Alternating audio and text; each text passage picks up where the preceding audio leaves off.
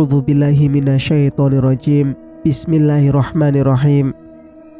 Assalamualaikum warahmatullahi wabarakatuh. Kembali lagi bersama Mang Sukir di channel Sampul Hitam. Dan untuk kali ini masih melanjutkan cerita yang sebelumnya, Anakku Gila Karena Ulahku. Cerita ini ditulis oleh Jasmine Pramastia. Dan tak usah berlama-lama, mari kita ke ceritanya. Selamat mendengarkan. 3 jam kemudian, aku sudah dipindahkan ke ruang lain untuk memulihkan dan melanjutkan perawatan lainnya. Mata kiriku masih terbungkus perban. Pandanganku cuma satu, untuk melihat mengandalkan mata kanan saja. Rasanya sudah tak sabar melepas perban ini. "Bagaimana Bagas, Mas?" tanyaku. Aku penasaran dengan anak itu. Entah setan mana yang merasukinya hingga mau membunuhku. "Ada, sedang diamankan PJR. Untuk sementara Bagas di sana." Mas Ruci terasa berat memberiku penjelasan mengenai Bagas. Aku menghela napas lega. "Sudah, jangan dipikirkan. Dia baik-baik saja kok. Sekarang pikirkan keadaan kamu, biar cepat pulang." Mas Ruci membelai rambutku. Aku mengulas senyum. Tubuhku kembali kusandarkan ke tempat tidur. Singkat cerita, dokter dan 1 orang suster cantik memasuki ruang kamar di mana aku dirawat. Dokter Hendra spesialis mata memeriksa keadaanku. "Lukanya sudah kering, Bu. Saya buka ya perbannya." Dokter Hendra mulai melepaskan perban yang beberapa minggu menutupi pemandanganku. Mas Ruci menggenggam tanganku dengan erat, seolah-olah dia menguatkanku. Aku menaruh curiga padanya. Pasti ada yang disembunyikan dariku. Apalagi Mas Ruci sempat dipanggil ke ruang dokter. Perban sudah dibuka. Aku mencoba membuka kelopak mataku. Namun, ada yang aneh. Pandanganku tetaplah terasa satu. Aku penasaran dan mencoba menutupi mata kanan. "Mas, aku tidak bisa melihat," kataku dengan suara mulai serak. Pandanganku tetaplah terasa satu penglihatan. Mas Ruci mengusap punggungku. "Mas, aku tidak bisa melihat." "Aku kenapa, Dok? Aku kenapa, Sus?" Aku meraung hingga membuat pasien-pasien lainnya menatap ke arahku. "Kamu buta, Dek." Mas Ruci memelukku. Aku buta." Air mataku menetes sebelah. Tentu hanya sebelah mata. Benar-benar satu mata. Mataku buta. Astaga.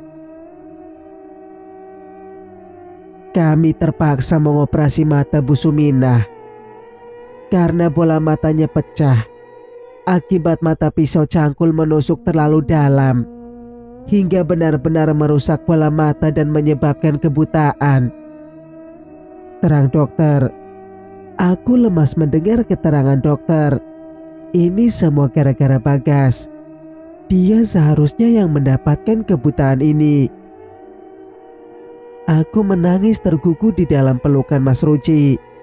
Aku harus membuatnya membayar semua atas penderitaanku. Lihat saja, jika aku pulang nanti, akan ku beri perhitungan. Akan ku buat dia lebih gila, biar Bagas tahu rasa. Singkat cerita, pukul 9 pagi aku dan Mas Ruci sudah sampai di rumah. Para tetangga menanti dan menyambut kedatangan kami. Tak sedikit dari mereka membawakan makanan dan sedikit uang sebagai bentuk perhatian terhadap kondisi mengenaskan yang aku alami beberapa minggu lalu, turut serta kedua anak Mas Ruji yang datang ke rumahku. Aku masih syok dengan apa yang aku alami. Tak banyak cerita tentang kejadian itu. Percuma, air matalah yang berbicara mewakili perasaanku. Tenggorokan ini rasanya sangat mencekik, bibir keluh dan tertahan. Sulit untuk menceritakan semua. Pukul 2 siang, 2 polisi PJR datang membawa Bagas yang diikat tangannya. Dia persis hewan peliharaan. Itu hal yang pantas bagi dirinya, agar tak membahayakan orang lain. Bagas menatap ke arahku dan Mas Ruji dengan tatapan nyalang. Sorot mata yang tajam, bagai harimau ingin menerkam binatang buruannya. 2 PJR tersebut menyerahkan Bagas kepada kami. Mereka menyerahkan untuk segera mengobatinya sebelum bertambah parah. Aku hanya mengangguk tanda menyetujuinya. Padahal dalam hati kecilku menolak mentah-mentah saran mereka. Untuk apa kan? Lagian ya, uang yang kami tabung sudah terpakai untuk pengobatan dan operasi mata kiriku. Ini semua gara-gara Bagas juga. Jadi, untuk apa dia sembuh? Bisa saja dia pura-pura gila kan? Mas Ruji dengan berat hati mengurung dan mengikat Bagas agar tidak membahayakan kami. Untuk sementara kamu Bapak ikat dan dikurung dulu ya Le. Mas Ruji mengusap kepala Bagas penuh kasih sayang. Kali ini Bagas tidak menolak disentuh Mas Ruji. Biasanya mengamuk seperti induk kucing yang tak terima anaknya diganggu. Aku ikut mengantar Bagas ke dalam rumah sebelah, berjaga jarak dengan Bagas. Sepertinya Bagas belingsatan mau menyerangku. Tangannya ingin menjangkau tanganku. Beruntung rantai yang diikat ke tiang sangatlah pendek. Mas Ruji kembali pulang mengambil sepiring makanan dan sebotol minuman. Tinggallah aku berdua dengan Bagas di rumah ini. Gara-gara kamu, mataku buta, hardiku. Pipinya yang kusam, aku hadiahkan sebuah tamparan keras padanya. Menumpahkan kekesalan di dadaku. 2 minggu lalu, Bagas berlagak seperti malaikat pencabut nyawa, membuatku lari ketakutan dan hampir mati di tangannya. Bodoh kamu! Aku belum puas memakinya, menendangnya hingga ia terlentang di lantai. Astagfirullah, Dek! Pekik Mas Ruji dari luar. Aksiku tertangkap basah olehnya. Mas Ruji menarikku menjauh dari Bagas. Jangan gila, Dek. Apa-apaan kamu, ha? Mas Ruji mencekal lenganku. Biar tahu rasanya apa yang aku rasakan kemarin, Mas. Aku hampir mati di tangannya. Apa aku salah memberinya pelajaran? Aku membentaknya tak terima. Kamu jangan bersikap gila. Ingat, kamu waras. Kalau kamu melayaninya, itu saja sama-sama gilanya. Percuma memukuli Bagas. Bagas hilang akalnya. Astagfirullah. Dek. Mas Ruji tak melanjutkan kalimatnya. Ia meletakkan piring berisi nasi dan lauknya untuk Bagas. Bagas menangis dan meringis kesakitan memegang perutnya. Itu belum sebanding dengan apa yang aku alami. Harusnya aku buat dia menderita lebih pedih lagi. Dia yang membuat mataku begini, Mas. Apa Mas mau buta kayak aku juga? Mas Ruji diam saja. Mas Ruji menghampiriku. Dia memelukku erat. Begitulah caranya mendinginkan suasana. Kamu kan sudah Mas beritahu berulang kali. Ajak Bagas untuk berobat. pakai uang simpanan kita. Uang bisa dicari lagi. Tapi kalau soal anak, soal kesehatannya, apalagi sampai mental dan kejiwaannya terganggu. Sadarlah, Dek. Bagas butuh pengobatan biar sehat kembali akalnya. Aku membuang muka. Rasanya dadaku ingin meledak menumpahkan lahar panas yang kian meletup-letup. Sudah berapa kali aku bilang, Bagas itu tidak gila. Dia hanya akting. Bagas tidak gila, Mas. Dia hanya pura-pura. Kata gila sengaja aku tekankan biar Mas Ruci mengerti. Namun sampai saat ini laki-laki yang menikahiku hampir 3 tahun ini belum juga sadar bahwa Bagas tidak gila. Kalau tidak gila, apa namanya?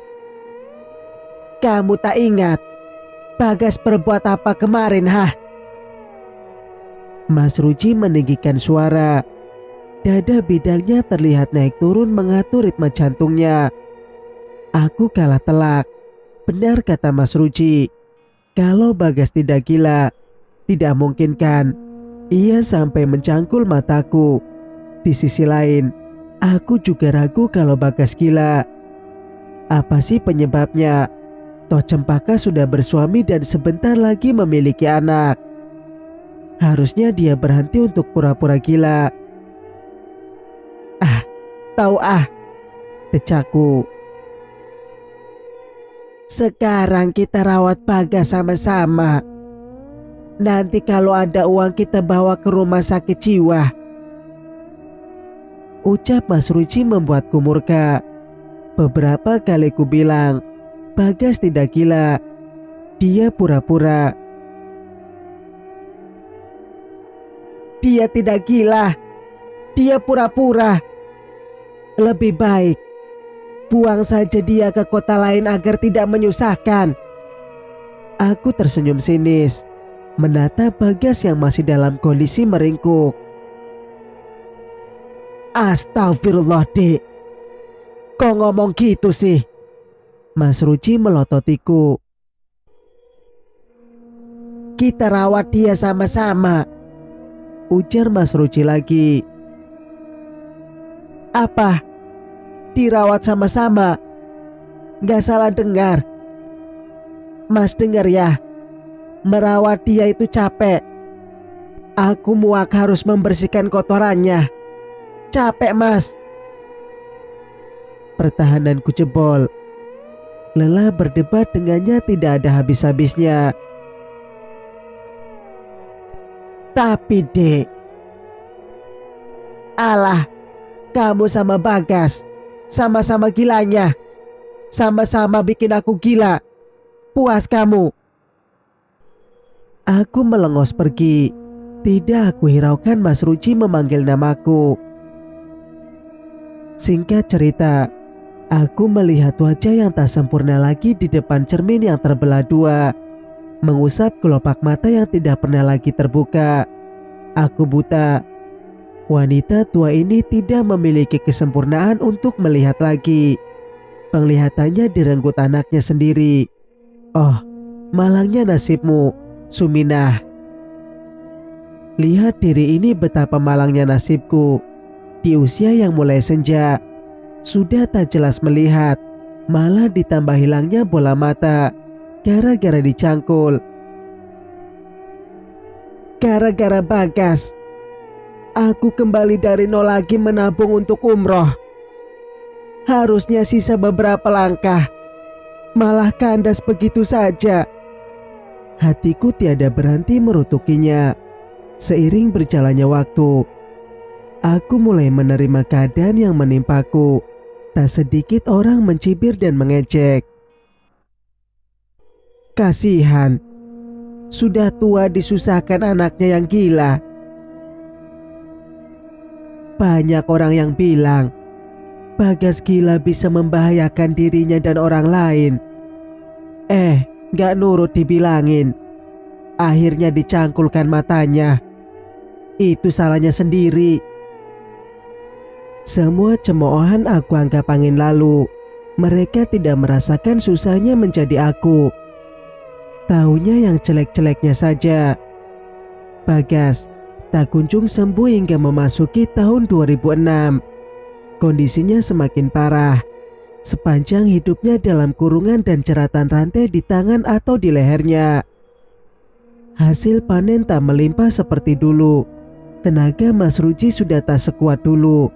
Hasil dari tani habis untuk makan dan keperluan sehari-hari. Namun, aku tak berlarut dalam kesedihan karena himpitan ekonomi. Rezeki tak diduga-duga datang menghampiri kami. Ada satu keluarga yang mencari kontrakan untuk mereka tempati. Aku langsung mengambil kesempatan emas ini. Aku membawa Bagas untuk tinggal satu rumah. Dan rumah tempat biasa Bagas dikurung aku sewakan. Membersihkan dan melengkapi fasilitas rumah ini supaya penyewa rumah betah dan tinggal lama agar pemasukan bertambah. Awalnya Mas Ruji keberatan, takut Bagas mengamuk lagi. Aku sudah meyakinkan pada Mas Ruji bahwa Bagas baik-baik saja. Tidak akan terjadi apa-apa selama Bagas diikat. Mas Ruji setuju. Bagas tinggal bersama kami dalam satu rumah. Kami meningkatkan kesabaran lagi. Sebab caci maki dan umpatan dari mulut Bagas memekik telinga. Dek, biarkan Bagas di dalam. Jangan dikurung di luar. Mas Ruji sambil mengasah parang yang akan dibawa ke ladang. Biarkan saja. Di luar aman. Asalkan tidak kepanasan dan kehujanan, kataku dari dalam dapur. Kasihan. Sekali-kali biarkan dia bebas. Biar mentalnya tidak semakin parah, ucap Mas Ruji lagi. Aku keberatan, sangat keberatan. Apalagi di dalam banyak barang-barang yang bisa saja membahayakan dirinya atau kami berdua. Mas lepas ya kurungannya. Diikat di tiang dekat dapur saja. Nanti Mas yang akan mengurungnya lagi, tawar Mas Ruji. Aku menghela napas panjang. Ya sudah, sana. Mas Ruji membasuh tangannya dan memasukkan parang ke dalam sarung pembungkus parang. Ia gantung di dinding luar bilik dapur. Mas Ruji membuka gembok kurungan ukuran 2x2 cm itu. Membawa Bagas masuk ke dalam kamar mandi. Lalu membersihkan Bagas terlebih dahulu dan menggantikan pakaiannya. Kemudian, Bagas dia dudukan di dekat tiang. Mas Ruji lupa meletakkan rantai yang biasa dipakainya mengikat Bagas. Hingga Bagas menerjang tubuh suamiku. Bagas, lepas leh, teriak Mas Ruji. Bagas mencekik leher suamiku. Posisi Mas Ruji di bawah. Bagas brutal ia menghentakkan bokongnya di atas perut Mas Ruji dengan kuat. Kedua tangannya mencekik Mas Ruji. Aku yang sedang mengiris bawang sontak menghambur ke arahnya. Bagas, ya Allah, jeritku. Aku memukul punggungnya. Namun Bagas tak merubah niat dan posisinya. Ia terus saja mencekik Mas Ruji hingga kesulitan bernapas. Mas Ruji, tolong, tolong. Aku lari berhambur ke arah rumah tetangga. Beberapa orang berdatangan, membantu memisahkan Bagas. Tenaganya cukup kuat. Ia terus saja mencekik, melingkarkan kedua kakinya di samping Mas Ruji. Mati kamu, mati. Kepalanya bergoyang-goyang. Pantatnya ia hempaskan lagi. Astagfirullah. Leh, sadar. Wajah Mas Ruci merah. Sekuat tenaga tangannya menahan cekikan Bagas. Udara di tenggorokannya mulai sulit keluar. Mas Ruci kesulitan bernapas. Ia megap-megap seperti ikan. Bagas dipegang dua orang tetangga. Bajunya ditarik hingga robek. Allahu Akbar. Mas Ruci mendapatkan kekuatan, lalu mendorong Bagas sampai terjungkal hingga ke depan dapur tungku yang masih menyala. Dan tak jauh dari tungku ada sebotol minyak tanah. Bagas bangun sambil menyeringai. Dia melirik sebotol minyak tanah itu. Kami tahu apa yang ada dalam pikirannya. Benar dugaan kami. Bagas mengambil botol yang berisi minyak tanah, membuka tutupnya dan menuangkan minyak tanah tersebut dari tungku yang menyala dan menyiramkan ke arah Mas Ruci. Astagfirullah, Bagas. Mas Ruci menghindar dengan gesit. Bagas benar-benar gila. Ia nekat ingin membakar kami. Beruntung bukan cairan bensin. Andai saja bensin sudah pasti dengan cepat. Andai saja bensin, sudah pasti api dengan cepat menyambar Mas Ruci.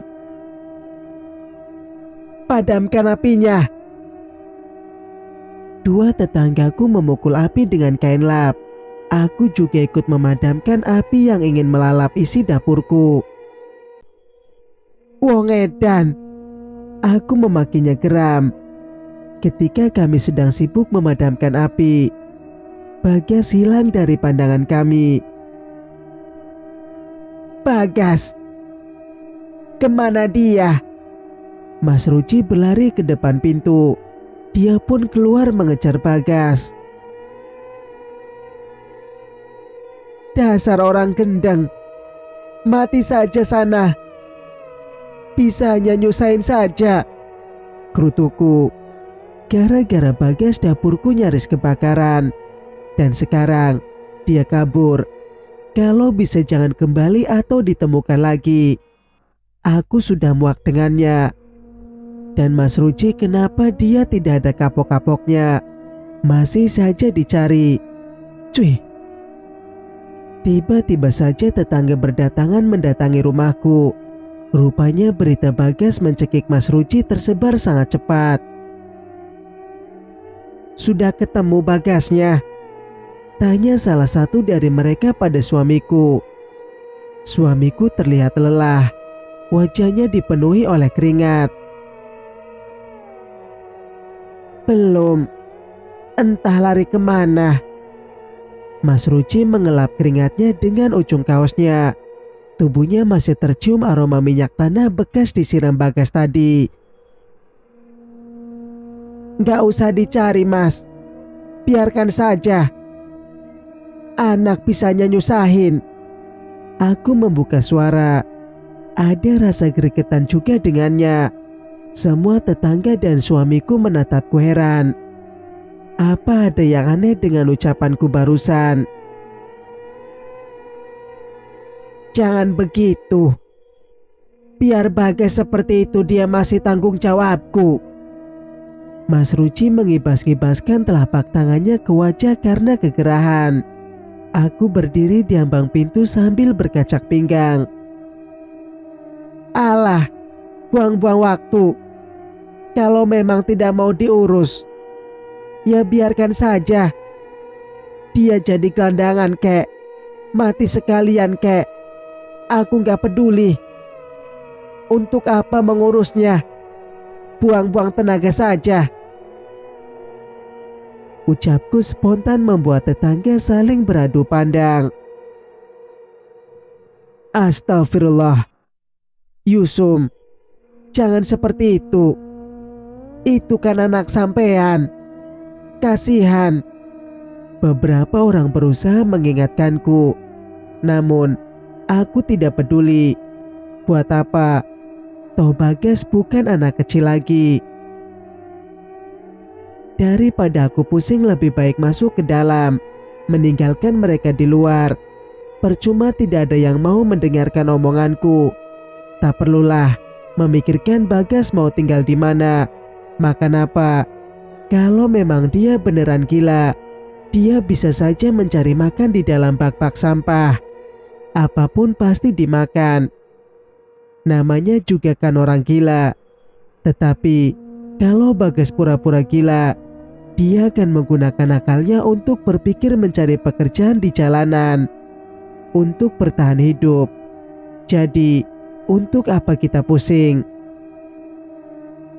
Singkat cerita, sudah 5 bulan Bagas tidak pulang atau tidak ditemukan. Entah kemana dia pergi, sama siapa dan tinggal di mana. Mas Ruci sudah berusaha mencarinya walaupun hasilnya nol besar. Dia juga menyuruh teman-temannya untuk ikut mencari. Sama hasilnya tidak ada. Aku rasa Bagas keluar daerah. Kalau begitu bagus dong. Mas Ruci jatuh sakit karena kelelahan. Sudah aku nasihati, tapi ia tidak mendengarkan nasihatku. Sudah, jangan dipikirkan mas, ucapku sembari mengompresnya. Suhu badannya tinggi. Semalaman ia demam. Dek, meskipun dia bukan darah dagingku, tapi aku juga bertanggung jawab atas hidupnya. Mas Ruci berkata lirih. Tubuhnya lemas sekali gara-gara Bagas. Mas Ruci jatuh sakit tidak kunjung sembuh. Hal ini membuat tabunganku menipis. Lagi-lagi gagal pergi umroh. Siang dan malam Mas Ruci memikirkan keberadaan Bagas. Bukannya aku tidak memikirkan juga. Hanya saja untuk apa sih? Kalau memang anaknya susah, ya biarkan saja. Bagas tak kunjung ditemukan ataupun pulang. Hingga memasuki bulan suci Ramadan, aku dan Mas Ruci melewati dengan bersuka cita. Tanpa Bagas di antara kami. Bu, Bagas bantu bikin takjil ya. Bagas cari buah pepaya, ucap Bagas. Bagas memanglah tak tampan, tapi cukup membuat wanita tergoda padanya. Banyak yang jatuh hati, namun Bagas menolak. Karena tak mudah baginya membuka hati untuk gadis-gadis di desa ini. Setelah ditinggal Dewi, almarhumah tunangannya. Jika Ramadan tiba, Bagas mengisi waktunya dengan tadarusan baik di rumah maupun di masjid. Suaranya bagus, sampai-sampai aku ikut dipuji para tetangga. Ketika sekolah MTS, Bagas selalu ikut lomba MTQ. Tak jarang dia membawa pulang piala. Dia juga rajin membangunkan tetangga untuk makan sahur melalui pengeras suara di masjid. Dia pemuda yang aktif dalam kegiatan bakti sosial. Sebagai seorang ibu, aku merasa bangga. Namaku ikut terangkat dan harum olehnya. Namun, tahun ini suasana puasa terasa berbeda. Ada yang kurang rasanya. Bagas. Meskipun tahun sebelumnya pun tidak ada Bagas, akan tetapi kali ini aku merindukannya. Merindukan kehadiran Bagas. Di mana sekarang dia? Lebaran hampir tiba. Kenapa Bagas tak pulang juga? Singkatnya, puasa tersisa hari ini. Bagas tak juga kembali. Kadang aku menunggunya di depan pintu. Siapa tahu ada yang mengantarkannya. Atau dia datang sendiri. Pulang nak, ibu merindukanmu. Aku usap air mata yang mengalir di pipiku. Kok nangis dek? Suara Mas Ruci mengagetkan lamunanku. Mas Ruci merengkuh tubuhku ke dalam dadanya. Ah, lelaki ini bisa saja menghangatkan suasana. Nanti malam sudah mulai takbiran. Bagas tidak pulang juga. Aku menghela napas sambil melipat ketupat. Perasaanku juga menjadi aneh. Tidak seperti biasanya merindukan Bagas. Hari Selasa, suasana takbiran. Aku dan Mas Ruci masih menunggu kedatangan Bagas. Namun, hingga lebaran ke-7 dia tak datang juga. Mau kemana lagi kami mencarinya? Semua tempat sudah kami datangi, tapi Bagas tidak ditemukan juga. Aku dan Mas Ruci duduk di depan teras. Kami sama-sama termangu sambil menatap jalan raya. Biasanya Bagas datang dari depan sana. Tiba-tiba muncul Budaya lari tergopoh-gopoh menuju rumahku. Wanita bertubuh besar itu nampak kesulitan berlari. "Yusum, Yusum!" teriaknya. Napasnya terengah-engah. "Ono apa toh?" tanyaku penasaran. Aku menarik tangan Budaya supaya ia duduk terlebih dahulu. Mas Ruci menyodorkan minuman kemasan gelas plastik. "Aku lihat Bagas," serunya. Aku dan Mas Ruci terperangah. "Di mana dia sekarang?" Mas Ruci bersiap-siap. Ia berdiri menanti jawaban Budaya tidak sabaran. "Di Pasar Punduh. Dia diikat karena membahayakan orang yang lewat di situ." Alhamdulillah, Bagas sudah ditemukan. Aku bisa hidup tenang. "Terima kasih, Bu. Kami akan menjemputnya." Budaya pun pergi. "Mas, aku ikut ya." Aku berdiri di ambang pintu kamar, melihat Mas Ruci yang sedang berganti pakaian. "Tidak perlu. Kamu di rumah saja. Takutnya Bagas semakin mengamuk. Biar aku dan teman-teman yang akan menjemputnya sekaligus dibawa ke rumah sakit jiwa." Penuturan Mas Ruci sukses membuatku melotot dengan sempurna. "Apa, Mas?" "Iya, aku akan membawanya berobat. Kasihan dia, biar cepat sembuh." Balasnya lagi. "Tidak, aku tidak setuju." Aku menolak idenya sambil bersedekap. Enak saja Mas Ruci mau membawa Bagas ke sana. "Kenapa?" tanya Mas Ruci.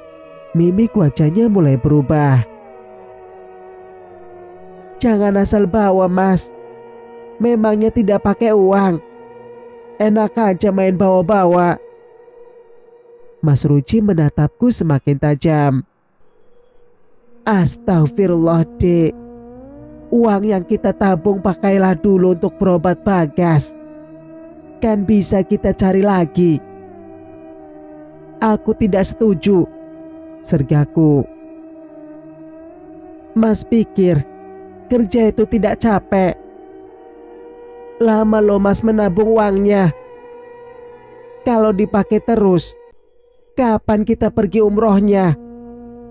Rawat saja dia di rumah supaya tidak kabur. Buatkan dia kerangkeng." Imbuhku lagi. Dada bidang yang ada di hadapanku semakin terlihat naik turun mengatur napasnya. Terlihat naik turun mengatur napasnya. Rahang tegas itu pun terlihat mengeras dan kaku. "Baik, aku tidak mau lagi mengurus Bagas."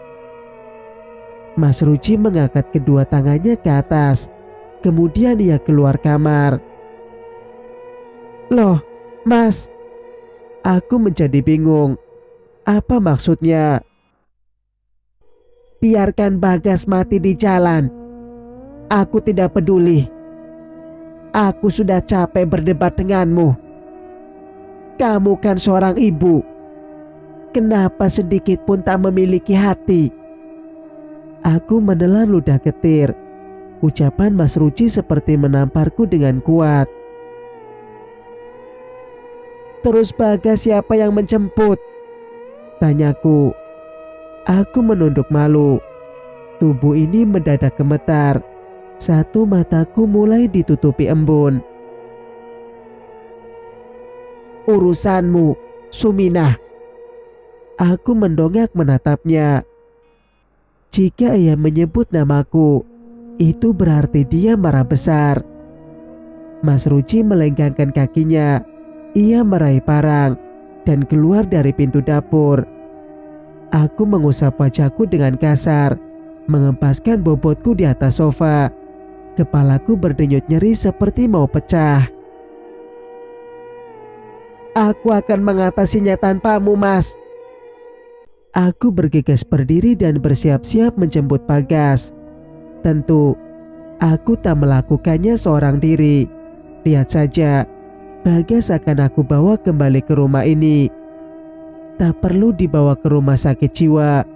Buang-buang uang saja.